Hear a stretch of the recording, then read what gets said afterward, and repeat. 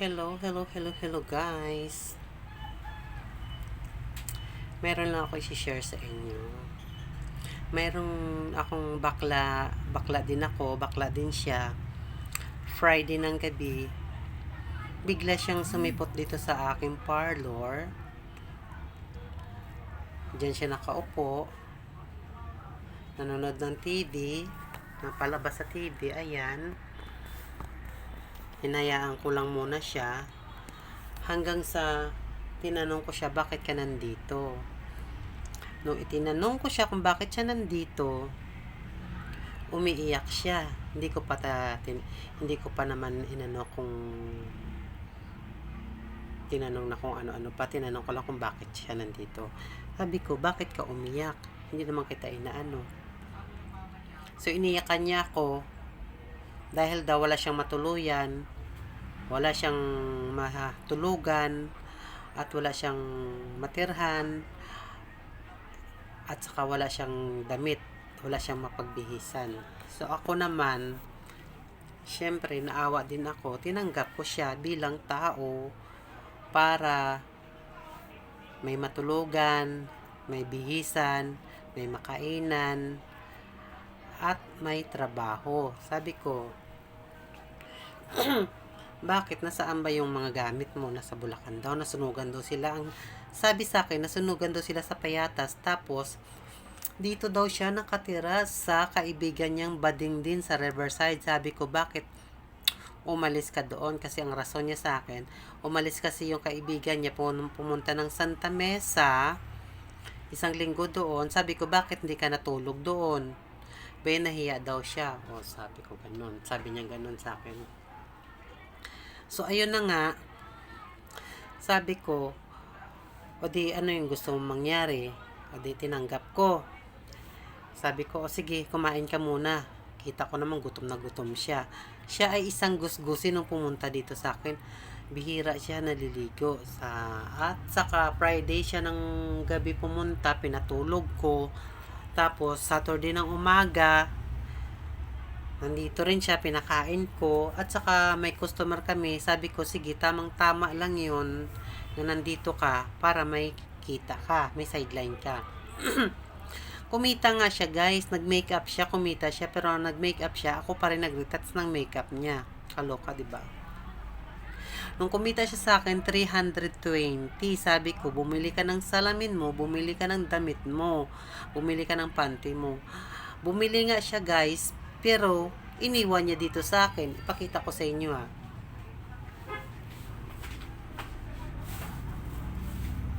Itong binili niya sa salamin kasi ang rason niya sa akin, hindi daw siya makakita. So, sabi ko, may kita ka naman, ibili mo ang pera mo ng salamin para may gagamitin ka. At saka ito yung panty na binili namin. Binili niya.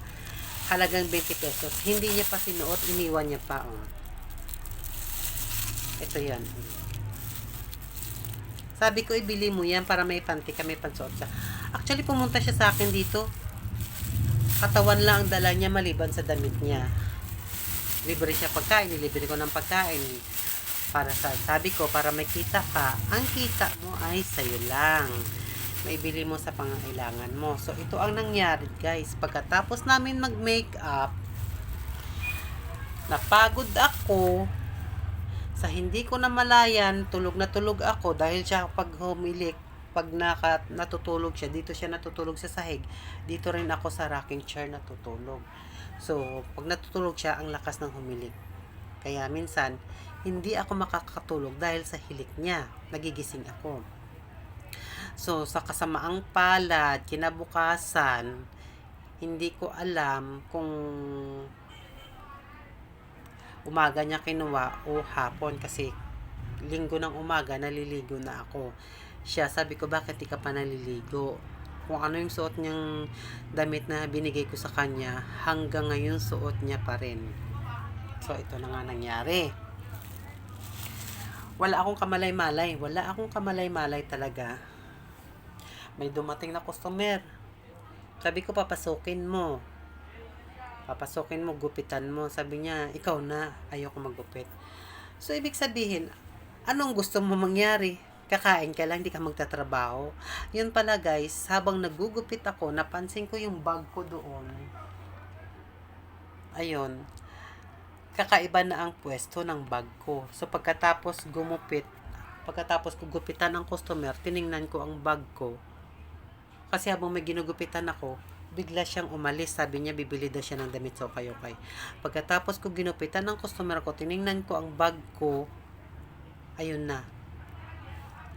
Yung pambayad ko sa pwesto, ang kinuha niya, pati ang cellphone. So, 'di ba? Grabe ang trauma na binigay mo sa akin. Ang pangalan niya ay si Danica Tonasisi. Kung nakikilala niyo siya, guys, ito siya.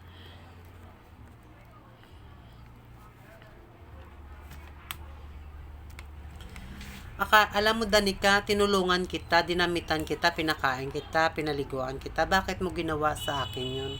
Binigyan pa kita ng trabaho, pinagtrabaho kita, tinanggap kita dito sa trabaho ko. Para may trabaho ka, para may kita ka. Pero bakit ginawa mo sa akin yun? Hindi ka ba nag-iisip? Hindi ka ba nahihiya? Sa ginawa mo yan sa akin, Danica, sana mabubusog ka. Pera lang yan, Danica. Madali lang yan gastusin pag hindi sa iyong pinaghirapan. Tandaan mo yan. Akala mo, Danica? Ang kapal naman ng mukha mo, tinanggap kita bilang tao. Hindi ka nagpakatao sa akin. Bakla ka na. Sinira mo pa yung moral mo sa pati mga matitinong bakla, dinadamay mo pa. So, ano ngayon ang sasabihin ng mga kaibigan mo pag nakita nila nito? Ha? Bakla ka. Ako bakla ako, pero nagtatrabaho ako ng maayos para may pangkain ako sa sarili ko.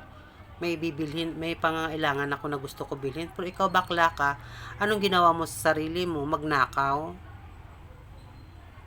Tama ba yun ang ginawa mo? Tinanggap kita bilang tao dahil wala kang damit, wala kang matulugan, wala kang makainan, o wala kang matirhan. Tinanggap kita dito sa trabaho ko para may kikitain ka, may panggastos ka. Naawa ko sa sarili mo, pero ikaw hindi ka naawa sa sarili mo. Sige. Yan ang gusto mo mangyari. Pinapaliit mo yung mundo mo, pinapahirapan mo ang sarili mo. Kaya ito tayo ngayon. Gusto mo yan eh.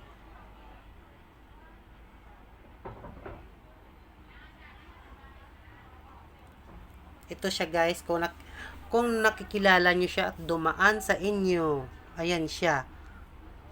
Ayan siya. Yung bakla na yan. Ayan.